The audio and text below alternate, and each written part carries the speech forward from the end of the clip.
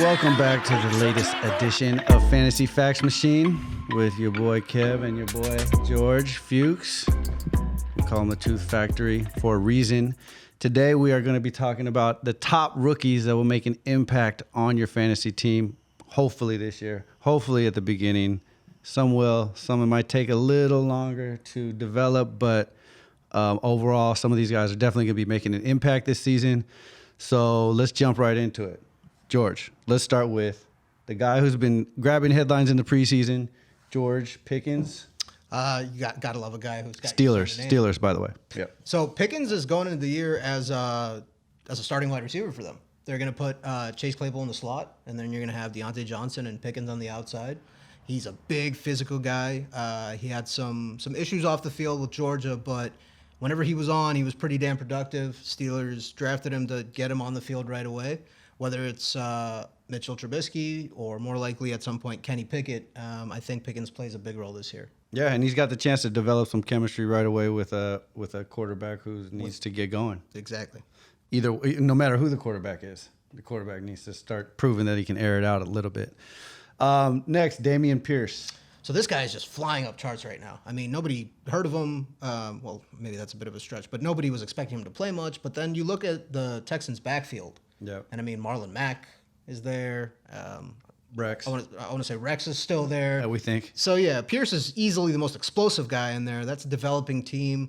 You draft a running back to develop him like this. He's an incredibly talented guy. He will be getting touches. I don't know if it's going to be a Javonte Williams thing where it's going to be later in the year, or we might see him right away. But this is a guy I feel really good drafting late in stats. Yeah, there's a lot of preseason highlights of him floating around the internet that you can look up easily. Just in the couple games that they've played so far. So the information and the highlight reel is already getting out there with him. Next, Jamison Williams. Pure stash play for this year. Dynasty League. Excellent play. I mean, the guy could be the most talented wide receiver in a really deep wide receiver class. Tore his ACL in the title game. Probably not going to see the field until very late, if at all, this year. But again, just a guy who's got upside for days. Yeah, Williams is on the lines, and he's injured. But if you're in a dynasty league, especially, or even a keeper league, he has a lot of value there. Next, Romeo Doubs. Great name. This is my favorite rookie out of all. I mean, he comes into camp. The hardcore college heads know about him from the University of Nevada. It's a third or fourth round pick. He's been impressing every single day in camp, and he's had some drops. Roger hates rookies. We know this, yeah. But out of all the rookies that they have, and they're going to have to play some of them, no matter how much we think Randall Cobb has left in the tank. Doubs is the one that's likeliest to get a chance, likeliest to make his mark on that team.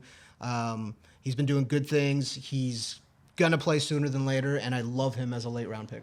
Nice. And because you really have to expect that there's gonna be a wide receiver that's gonna break out on that team, and the chances that it's Randall Cobb, Lazard, or Sammy Watkins are very low. None against any of those guys, solid veterans, but yeah, I mean, they're gonna need some explosive plays, and yeah. Maybe outside of Lazard, those two other guys are not really as explosive as they once were. Right, and two of those guys have played with Aaron Rodgers, and one of those guys has played with Patrick Mahomes, and none of them have really done much. No, and fantasy-wise, for sure, twilight of their careers as well. So exactly. Next, a guy who I'm hoping does big things for the Seahawks, Kenneth Walker III. I mean, he's going to come in and get carries right away. I mean, theoretically, Rashad Penny's still the starter, at least on depth charts, but it looks like Walker, again, we preach this over and over again. You're not taking a running back in the first round not to play him. Right, Walker's going to see the field sooner than a lot of the guys we're mentioning. So, again, at the right price, he's a good pick. Yeah, and these are all guys that, keep your eye on for sure. See where they go in the draft. If they drop low and you have an empty spot, grab them. Rachaad White. They're down back right away, I think, for Tom Brady. Brady's got plenty of receiving options. That offensive line is taking a pounding in the offseason. They've lost two starters already, so Brady's probably he might have to get the ball out sooner than later. Very useful to have a guy that can catch passes out of the backfield. White's strength is definitely in that. Maybe some sort of Naheem Hines comparisons. Yeah. I like that. Yeah. You see Fournette. I mean, I guess Fournette. He's getting older. If he goes down, and Rachaad White's on the waiver wires, I would say it's a easy pickup. And Rojo's no longer there. I mean, yeah, White should definitely have some purposes. Yeah, definitely. Chris Olave. I love this guy. I mean, he was, I don't want to say the most talented wide receiver at Ohio State last year, but probably the most productive. And he had been for a couple of years. Jameis is just going to air it out. Michael Thomas hurt already, which we don't love. Hopefully it's nothing serious. But Olave's coming in. He's playing snaps. He's destroying people in training camp. Big on him. He's the type of guy that I could see starting for your team within a couple of weeks. Right. And Ohio State ain't quite wide receiver like USC, but they do put him out. So, he's definitely talented. Treylon Burks. Outside of the asthma issues we were worried about, I mean, he's doing big things for Tennessee, and he's already one of their most explosive weapons. I mean, they lost A.J. Brown, obviously. That offense needs a spark. It's going to be a lot of Derrick Henry, and we don't really know much about their wide receiving corps.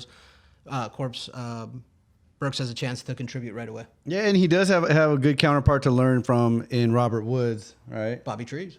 Yeah. So next, Drake London. Now this one.